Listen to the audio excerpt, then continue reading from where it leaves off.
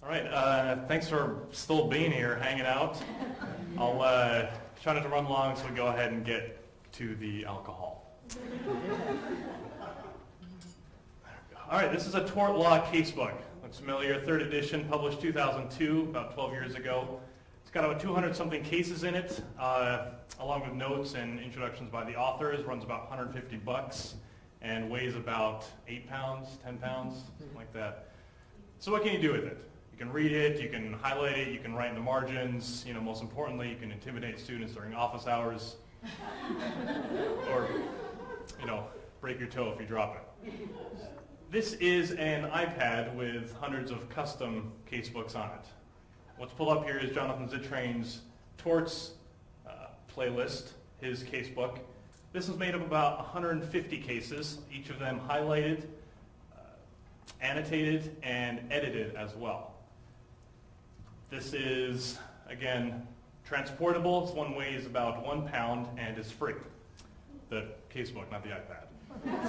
Make that clear. This was created using H2O, which is an online classroom tool for creating your own textbooks or course collection materials. It is free, it's customizable, it's shareable, it's remixable, and you can look at it while in your hospital gown at the doctor's office or whatever on your phone. Don't know why you'd look at a casebook there, but there you go, you can.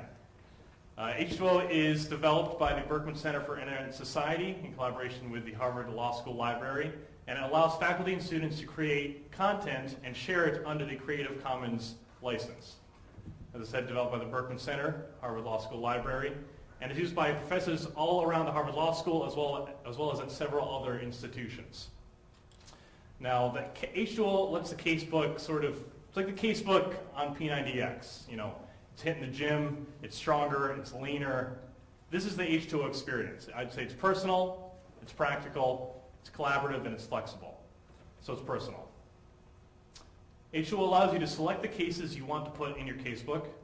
In addition, you can annotate them, highlight them, and probably the coolest part, you can edit the case itself to show only the parts of it you want the students to see. So you're no longer bound by the casebook author and what they've chosen to edit and put in. H2O has the case in its entirety, and then you can edit it yourself. In addition, you can add other content into H2O. So images, video, links, PDFs, anything like that, and put them in a sequence, or in H2O parlance, a playlist, and then use that to organize your course. It's almost like a living syllabus. Just a little example of that there. It's a playlist we're looking at there. So it's personal. It's practical. Again, it frees the instructor from having to use a heavy, expensive, and often parts of it superfluous casebook. And your students too. They no longer have to buy one of those things and lug it around like a legal ball and chain or something. All right, less casebooks equals lighter backpacks equals less lower back pain. All right, it's practical. It's chiropractical, is what it is. Right? We don't want to see them leaving the bookstore like this. All right, that's not. We don't want to see them in pain like that. So it's practical and chiro. It's collaborative.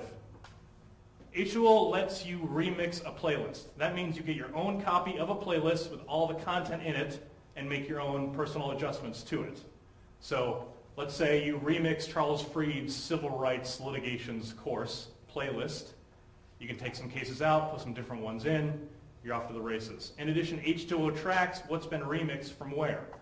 So maybe I go to his playlist, I see that you remixed it, I want to use yours, I remix that, make my own changes, and we've got a virtual circle. So it's collaborative. And again, it's flexible. Like I said, you can edit the cases, only show the content you want. It's a digital, I would say it's on the web, you access it, so you can make a change the day before class or an hour before class. But not only can you edit the case to show the students what you want them to see, they are able to view what you've hidden. So, for example, in this case, we've got an ellipsis here, the arrow's pointing at. That's the hidden content. The student can click on that, and it snaps open, showing all the content that you've hid. So they can read that. If they want more information, click it again, close it back up. So the student is only getting the content you want them to see, but they can get more information if they want to. So it's flexible. What's been the response of the students when we've put this out to use it in some classes? On the classes we surveyed, Jonathan Zittrain's class and Jeannie Suk's class, 79% of the students preferred H2O over the traditional casebook. 79%. Why? You already know. It's cheaper. It's cheaper! Imagine, instead of buying two $200 casebooks, you buy one iPad Air. Told you it wasn't free. It's cheaper, it's lighter. Again, you can access it anywhere you have a digital device. And of course, it's custom. It's curated. The student knows they're only seeing the content that the professor, the instructor, wants them to see. So, and what has been the response then of the professors who've used it? What we found with those who have used it is that it allows them to shape course content in a new way, more precisely than they ever have been able to before, with the case editing, as well as able to put different types of content into the playlist and use that to organize. So in this case, can't see too great, but we have Chris Babbitt's Music and Digital Media Rights course. We're looking at a sub-playlist, which is just a playlist within a playlist. I know, very Inception. And below we've got his topics, so it's a little write-up on what the introduction is, the items in it, and then below that we've got a edited case, a couple of links to outside content, and then a few more cases. So that's what he's used. Now this prompts the question, what does this mean for the casebook, the future of the casebook? You can put it in a different way. What does this mean for the casebook? How will it evolve now that it might be able to micro-evolve in this way? I know we're curious about this, the H2O team is, because we're wondering what discoveries might come from this. Might there be some less utilized cases that prove to be more effective at destroying the law than something that's taken as gospel? Probably. I say let's find out. If you want to check it out, go to h2o.law.harvard.edu. You can create a free account there. You can shoot us an email, h2o@cyber.law.harvard.edu. Because the casebook has been the principal way students access and learn about the law for, 150 years now. I think it's time we brought the casebook out of the 19th century into the 21st.